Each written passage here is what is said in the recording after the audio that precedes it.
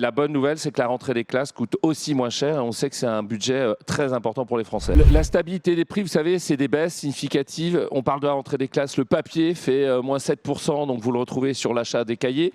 Mais en revanche, vous avez toujours le sujet d'une inflation qui est verte, c'est-à-dire qu'on a le cacao qui explose, donc les tablettes de chocolat qui prennent 20%. Le problème de récolte des oranges au Brésil ou en Amérique latine fait que le jus d'orange va aussi prendre 15 à 20%. C'est pas structurel, c'est ponctuel et donc c'est plutôt une bonne nouvelle, en tout cas c'est sous contrôle. La bonne nouvelle, c'est que l'inflation en France, vous savez, elle vient de tomber, elle est à 2,2, 2,3 là, juin-juillet. Pour ce qui est de l'alimentaire, c'est un début de déflation. On est à 0,2 de baisse, donc c'est une bonne nouvelle. On l'a annoncé après les négociations commerciales, mais on a dit qu'on allait croire à la croissance en envisageant des politiques commerciales très agressives.